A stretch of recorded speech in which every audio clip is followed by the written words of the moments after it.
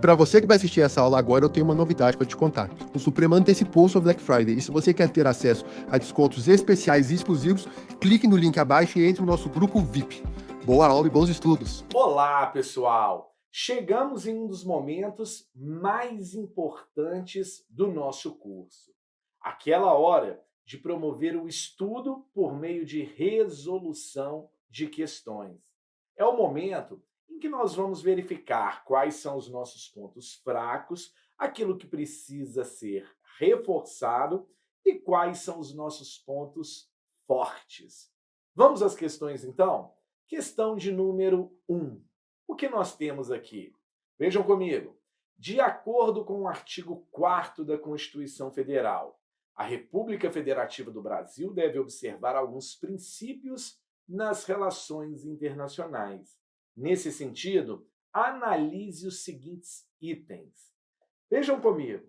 Quando nós falamos dessa parte inicial, princípios que regem a República Federativa do Brasil nas relações internacionais, precisamos memorizar o artigo 4º da Constituição Federal. Sabemos que todas as disposições que lá estão colocadas não incitam violência, não são a favor de guerra, são todas situações atinentes à pacificidade.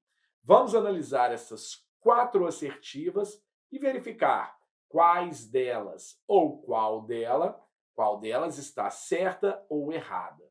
Assertiva 1. Dependência internacional. Um dos princípios que regem a República Federativa do Brasil nas relações com outros estados ou outros organismos internacionais é justamente a independência nacional. É justamente o conceito externo de soberania. Portanto, esse item 1, ele está perfeitamente equivocado. Item 2. Prevalência dos direitos humanos. Sabemos que a nossa Constituição Federal, no seu artigo 4º, traz de maneira expressa, como princípio que rege a República Federativa do Brasil nas relações internacionais, a prevalência dos direitos humanos. Item 3. Defesa da paz, exceto em situações de guerra. Atenção ao seguinte, essa assertiva ela não está correta. Isso porque a Constituição Federal em nenhum momento excepciona algo relativo à defesa da paz. A Constituição, no artigo 4º, ela é expressa. Princípio que rege a República Federativa do Brasil nas relações internacionais, a defesa da paz. Vocês conseguem se recordar o que a Constituição relativa em situações de guerra? A utilização de pena de morte. Guerra devidamente declarada pelo presidente da República, com aprovação ou referendo do Poder Legislativo. Assertiva, portanto, errada. E 4ª assertiva, repúdio ao racismo. De maneira expressa, a nossa Constituição, no seu artigo 4º, repudia o racismo.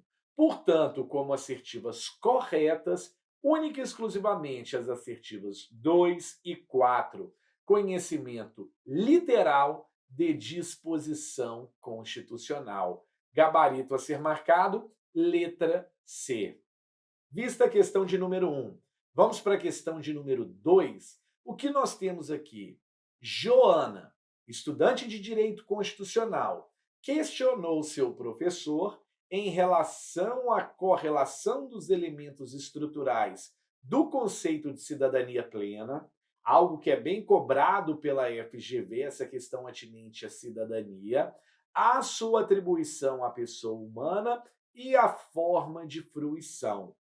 Considerando os distintos aspectos afetos ao referido conceito, qual conceito?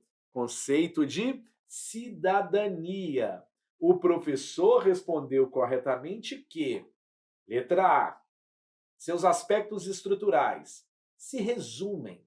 Vejam o seguinte, sempre duvidem de enunciados que são restritivos por demais, enunciados que são absolutos por demais, enunciados que não comportam exceção. Esse diz o seguinte, Seus aspectos estruturais se resumem ao direito de participação política, efetivado de modo crítico, com pleno reconhecimento da realidade circundante. A participação política é claro que é um dos elementos atinentes à cidadania? É claro que sim. Mas se resume exclusivamente a isso? É claro que não. Letra B. A atribuição e a correlata fruição de seus distintos aspectos pressupõem o alistamento eleitoral. Veja o seguinte: o alistamento eleitoral facultativo ele pode se dar a partir dos 16 anos de idade, momento em que o indivíduo passa a ter a possibilidade de votar, passa a ter a capacidade eleitoral ativa. É pressuposto para a compreensão da cidadania o alistamento eleitoral? Ou seja, somente a partir de determinada idade, relacionado a determinado ato político praticado, que seria possível se reconhecer a cidadania plena a um determinado indivíduo? A resposta, por óbvio, é negativa. Letra C. Abrange o reconhecimento de uma esfera jurídica individual, imune à intervenção estatal e à fruição de direitos prestacionais. Dentre todas as assertivas até aqui analisadas, é a assertiva que, claro, melhor se adequa ao conceito de cidadania. Ou seja, ente estatal, da minha vida privada cuido eu. Ente estatal, estou precisando de determinado direito, me forneça. Conceito de cidadania plena com indicação de elementos estruturais. Letra D. Somente está ao alcance dos brasileiros natos, não dos estrangeiros, salvo se residentes no território brasileiro há mais de 10 anos. É claro que não. Pensem o seguinte: um estrangeiro pode perfeitamente exercer determinados direitos fundamentais que estão na nossa Constituição. Não é possível limitá-los a determinada parcela de brasileiros natos. Portanto, a melhor definição de cidadania é aquela que foi alocada pela FGV na assertiva C de casa, sendo, portanto, esse o nosso gabarito. Vamos para a próxima questão? Questão de número 3. O que nós temos aqui? Vejam o enunciado. Os princípios das relações internacionais, presentes na Constituição da República de 1988, refletem o compromisso do país com a cooperação pacífica, autodeterminação dos povos, não intervenção, defesa da paz. Com relação aos princípios das relações internacionais, analise os seguintes itens. Vejam que aqui, mais uma vez, sendo cobrado o artigo 4º da Constituição. Item 1. A República Federativa do Brasil buscará a integração econômica, política, social e cultural dos povos da América Latina. Nesse item 1, nós temos disposição literal do parágrafo único do artigo 4º. Vejam que a FGV tenta, em algumas questões, alterar uma comunidade sul-americana, uma comunidade americana, mas tenham atenção que o escopo é a integração econômica, política, social e cultural dos povos da América Latina. Assertiva, portanto, correta. Disposição literal do parágrafo único do artigo 4º.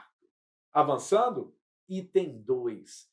A República Federativa do Brasil orienta suas relações internacionais pelo princípio da redução das desigualdades regionais. Vejam aqui, uma maldade que a FGV faz é justamente esta: misturar, às vezes, um fundamento fazendo menção que é um objetivo fundamental fazendo menção que é um princípio das relações internacionais. E é claro que o Brasil prima e objetiva promover a redução das desigualdades sociais e regionais, mas isso não é um fundamento e não é um princípio que rege a República Federativa do Brasil nas relações internacionais. Isso é um objetivo fundamental. Portanto, a assertiva está incorreta. Item 3. A República Federativa do Brasil rege-se nas suas relações internacionais pelo princípio da concessão de asilo político. Concessão de asilo político, um princípio expresso previsto no artigo 4º, portanto, as assertivas 1 e 3 tidas como correta. E, diante disso, o nosso gabarito só pode ser, portanto, a letra C de casa. Vamos para a próxima questão? Temos aqui a questão de número 4. O que ela nos apresenta? Vejam aqui comigo. Em razão de calamidade da natureza, de grandes e duradouras proporções, foi aprovada a Lei Federal XX, que determinou a generalidade das pessoas maiores e capazes que prestassem determinadas atividades de interesse da coletividade, de caráter gratuito, por algumas horas durante a semana, de modo a suprir as deficiências das estruturas estatais de poder no atendimento aos interesses da coletividade. Interessante essa lei. João, que adota uma posição filosófica lastreada no individualismo exacerbado, ou seja, não está ali voltado ao interesse coletivo, não tem pensamento altruísta, não queria participar da iniciativa, por ser ela frontalmente contrária à base de valores que alicerçava e direcionava o seu pensar e o seu agir, o que o levou a se consultar com um advogado sobre a possibilidade de descumprir a referida determinação, bem como sobre as consequências desse comportamento. O advogado respondeu corretamente que João. Vejam o seguinte, nós estamos diante de uma obrigação legal a todos imposta. Ninguém pode ser privado de direitos por se recusar a cumprir uma determinada obrigação legal a todos imposta. Porém, esta pessoa ela deve promover o cumprimento, então, de uma prestação alternativa que venha a ser fixado por lei. Se essa pessoa se negar ao cumprimento destas duas situações, obrigação legal a todos imposta e prestação alternativa fixada em lei, aí sim pode-se acarretar alguma consequência. E qual é a consequência prevista na Constituição Federal no artigo 15? Recusa de cumprir a obrigação a todos imposta e prestação alternativa fixada em lei pode gerar a suspensão dos direitos políticos. Disposição do nosso texto constitucional. Vamos ver o que a letra A nos diz? Caso descumpra a determinação, em razão de crença filosófica, poderá ser privado de seus direitos, caso se recuse a cumprir a prestação alternativa fixada em lei. Ou seja, a assertiva dá conta que é necessário para ser privado de determinado direito, ela nem foi específica no que tange a suspensão dos direitos políticos, a recusa ao cumprimento das duas situações, prestação alternativa e obrigação legal. Vamos ver as demais questões? Está obrigado a cumprir a determinação, que tem caráter legal e é imposta a todos, independentemente de sua convicção filosófica, sob pena de ser privado de direitos previstos em lei. Errado. Ninguém pode ser privado de direitos por motivo de convicção filosófica, religiosa, de qual espécie for. Letra C. Não está obrigado a cumprir a determinação prevista em lei, ainda que imposta a todos, não podendo sofrer qualquer privação de direitos, já que sua negativa está lastreada em crença filosófica. Pode vir a sofrer caso descumpra a prestação alternativa fixada em lei. Letra D. Somente estaria desobrigado de cumprir a obrigação imposta a todos, caso isso decorresse de crença religiosa não filosófica, o que lhe obrigaria a cumprir a prestação alternativa em lei. Claro que não, independente da escusa de consciência, a prestação alternativa se faz de cumprimento obrigatório. E letra E. Não está obrigado a cumprir a determinação ou eventual prestação alternativa. Caso ambas colidam com sua convicção filosófica, não podendo ser imposta qualquer restrição em sua esfera jurídica, decorrente da objeção de consciência. Sabemos que isso está errado. Portanto, a assertiva a ser marcada, assertiva A. Esse é o nosso gabarito. E vamos para a questão de número 5. O que nós temos aqui? Marília, estudante de direito, tinha sérias dúvidas a respeito do sentido das expressões chefe de Estado e chefe de governo, principalmente ao considerar a atividade desempenhada pelo presidente da República como chefe da administração federal. Everardo, seu professor, informou-lhe corretamente que se tratava de atividade típica de. Vejam o seguinte: precisamos distinguir dois sistemas, o presidencialismo e o parlamentarismo. No presidencialismo, temos aglutinadas as funções de chefe de Estado e chefe de governo. Lá do outro, no parlamentarismo, temos a segmentação. Quando falamos de chefe de Estado, esse pode ser um rei, um monarca, a depender do sistema adotado. Mas quando falamos de chefe de governo, nós estamos falando obrigatoriamente do primeiro-ministro. Este primeiro-ministro promove a organização administrativa interna. Lá do outro, aquele chefe de Estado representa aquele Estado nas relações internacionais. O primeiro-ministro ficará no exercício de suas funções durante o lapso temporal em que gozar da confiança do parlamento. Quando não mais gozar a todo e qualquer momento, pode ser destituído de suas funções. Vamos então aqui às assertivas. Letra A. Chefe de governo. Designativo utilizado em sistemas parlamentaristas para indicar o agente que desempenha funções próprias de primeiro-ministro. De cara a assertiva correta aqui, a letra A. Mas vamos entender o erro das demais assertivas? B. Chefe de Estado. Designativo utilizado em sistemas parlamentaristas para indicar o agente que desempenha funções próprias de primeiro-ministro.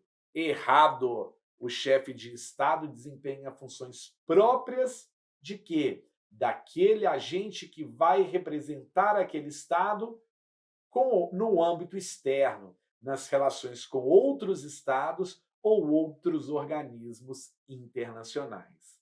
C. Chefe de governo, que costuma ser escolhido em sistemas parlamentaristas no âmbito do órgão legislativo e que desempenha maior número de poderes apenas simbólico. Não, o erro da questão está aqui, ó. O chefe de governo não atua no âmbito legislativo. Quem atua no âmbito legislativo é o primeiro-ministro. D. Chefe de Estado, designativo utilizados em sistemas presidencialistas e parlamentaristas. O erro é falar que é utilizado no sistema presidencialista, quando na verdade não o é. Prosseguindo, para indicar o primeiro mandatário responsável pelas principais decisões políticas. E por fim, letra E. Chefe de Estado, designativo adotado em conjunto com o chefe de governo, apenas em regimes semipresidenciais, nos quais prepondera a escolha popular do primeiro mandatário. Nada a ver essa resposta. Portanto, o gabarito a ser marcado, letra A, o que nos permite passar, então, para a próxima questão, questão de número 6. O que nós temos aqui?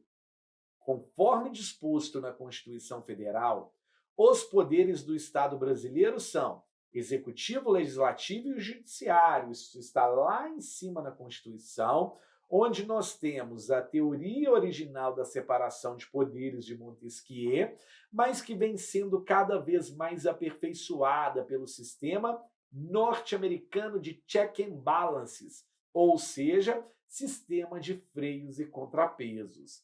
Vamos entender cada uma dessas assertivas? Letra A. Visam especializar as funções básicas do Estado. Perfeito, uma alternativa aqui, claro, uma alternativa direta. Por quê? O Estado desempenhando funções de natureza administrativa e executiva com poder executivo, funções de produção de atos normativos e de fiscalização com poder legislativo e função de resolução de conflitos de interesse com poder judiciário. Mas vamos buscar o erro das outras questões? Garantem o princípio da separação absoluta das atribuições. O erro está aqui. Separação absoluta de atribuições, não. Porque sabemos que executivo, legislativo e judiciário desempenham funções típicas, que foram aquelas que já foram enunciadas. Ocorre que tem-se a permissibilidade também do desempenho de funções atípicas, ou seja, funções que seriam típicas de outros poderes, mas estão sendo desenvolvidas por este. Veja um exemplo clássico: poder legislativo. Quais são as funções típicas? Legislar e fiscalizar. Mas julga. Exatamente, poder legislativo julga. Senado Federal promove o processo e julgamento do presidente da República e de outras autoridades em situações envolvendo crimes de responsabilidade. Letra C. Oportunizam a concentração de poder em um órgão. É claro que não. Estamos falando justamente aqui de divisão funcional de poder, separação de atribuições, mesmo que de modo não absoluto. Letra D. Interagem entre si por meio de supremacia. Vejam aqui, jamais. Não estamos falando de supremacia. Vejam que a Constituição não diz que executivo, legislativo e judiciário são poderes supremos. Executivo, legislativo e judiciário são poderes independentes entre si e jamais supremos. Soberania, supremacia, isso tudo está restrito à República Federativa do Brasil. Poderes constituídos independência. E, por fim, letra E, preservam um equilíbrio, coibindo o sistema de freios e contrapesos. Jamais. O que é o sistema de freios e contrapesos? É um poder sendo controlado por outro poder. O próprio poder legislativo controla diversos atos do poder executivo, de maneira expressa na nossa Constituição. Vejam o seguinte: o presidente da República decide declarar um estado de sítio. Pode decretar? Pode, mas desde que tenha prévia autorização do Congresso Nacional. O poder sendo controlado pelo próprio poder. Vamos então marcar o nosso gabarito, e o nosso gabarito é a letra A. Vamos para a próxima questão? Questão de número 7. O que nós temos aqui? Vejam aqui. Na República Federativa do Brasil. Desculpem, pessoal. Todo o poder emana do povo, que pode exercê-lo por meio de pessoas eleitas especialmente para esse fim. Esse processo de escolha caracteriza uma manifestação da. Vejam aqui. A Constituição ela vai além. Ela diz que todo o poder emana do povo, que pode exercê-lo por meio de representantes eleitos ou diretamente. Só que a questão, ela quer que você saiba o conteúdo único e exclusivamente dessa parte apontada. Possa exercê-lo por meio de pessoas eleitas para esse fim. Ou seja, de quem recebeu aquele mandato popular para poder tomar determinadas decisões. Isso diz respeito à separação de poderes? Não. Isso diz respeito a uma eleição indireta? Claro que não. Isso diz respeito à forma composta de Estado-federação? Claro que não. Isso diz respeito a quê? A uma democracia representativa. Mas eu quero que você tenha em mente o seguinte: o nosso ordenamento jurídico, ele tem elementos da democracia representativa, mas tem elementos também da democracia direta. Quando fazemos o uso do plebiscito, do referendo e da iniciativa popular. Nesse caso específico da questão de representantes eleitos, é claro que nós estamos falando da democracia representativa. Mas atentem-se para o plebiscito, atentem-se para o referendo, atentem-se para a iniciativa popular. Oportunidade em que a democracia é intitulada como semidireta, semi-representativa ou então como participativa. Nesse caso específico, o gabarito, letra A, o que nos permite passar para a próxima questão. E a próxima questão, questão de número 8. O que nós temos aqui? Silvio e Maria travaram um intenso debate a respeito do conceito de cidadania, considerada pelo inciso 2 do artigo 1º da Constituição da República Federativa do Brasil, um dos fundamentos da República Federativa do Brasil. Silvio defendia que todo brasileiro é cidadão, enquanto Maria ressaltava a necessidade de serem preenchidos alguns requisitos para a obtenção de cidadania. Ou seja, Silvio mais abrangente, falando que todo mundo, todo brasileiro era cidadão. Maria falando que alguns requisitos deveriam estar preenchidos. Vamos entender essas assertivas? Letra A. Maria está errada. Confesso, Maria está errada. Qual que é o requisito que você precisa preencher para ser considerado um cidadão brasileiro? Mas precisamos saber se a justificativa está certa, pois a cidadania surge e se perpetua com o nascimento. Aqui nós não temos exatidão nisso. Silvio está errado. Silvio foi muito abrangente. Todo brasileiro é cidadão. Como que funciona isso? É possível existir um cidadão, um brasileiro que, na verdade, não seja cidadão? O que você responderia? Silvio está certo, a letra C, pois é a cidadania que permite a aquisição da nacionalidade. De maneira nenhuma. A aquisição da nacionalidade ela é adquirida no momento do nascimento com vida em análise das questões atinentes ao jus soli ou jus sanguíneo. Letra D. Maria está certa, pois é preciso que a cidadania seja deferida pelo ministro da Justiça. Claro que não. Vocês já viram algum decreto de ministro de Justiça deferindo cidadania a alguém? Claro que não. Letra E. Maria está certa, pois a cidadania sempre exige o prévio requerimento de nacionalidade brasileira. Não se confunde conceito de cidadania com conceito de nacional. Então, como correta, nós temos a assertiva B de bola. Vamos para a questão de número 9. O que nós temos aqui? A Constituição de 1988, ao enunciar os seus princípios fundamentais, faz menção em seu artigo 1º a, abre aspas, República Federativa do Brasil e ao, abre aspas, Estado Democrático de Direito. Considerando a essência dessas expressões, é correto afirmar que a forma de Estado adotada é. Vejam o seguinte, existem duas formas de Estado, o Estado unitário e o Estado composto. O Estado composto se subdivide em duas outras espécies, a confederação e a federação. Então, diante disso, podemos eliminar a republicana, a unitária, presidencial e representativa.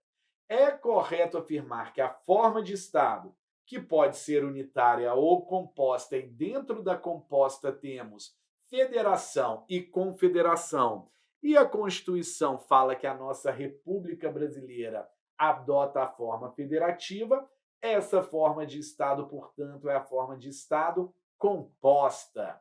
Vamos marcar o gabarito. Letra A, vejam aqui forma de Estado composta, e partir para a última questão desse bloco, questão de número 10. O que nós temos aqui? A Constituição Brasileira de 88 elenca os princípios que o Brasil deverá observar no seu relacionamento com outros países. As opções a seguir representam princípios constitucionais, observados nas relações internacionais pelo nosso país, à exceção de uma. Precisamos marcar a que está errada. Assinale-a. Letra A. Repúdio ao terrorismo. É um princípio que rege a República Federativa do Brasil nas suas relações internacionais? Sim. Prevalência dos direitos humanos. Da mesma maneira, conhecimento literal de disposição constitucional. Não intervenção. Da mesma maneira. e concessão de asilo político. Qual dessas situações colocadas não é um princípio que rege a República Federativa do Brasil nas relações internacionais? Por disposição literal da Constituição, a assertiva que deveria ser marcada, assertiva C de casa. Vamos fazer um pause aqui e nós voltamos com a questão de número 11 no próximo bloco.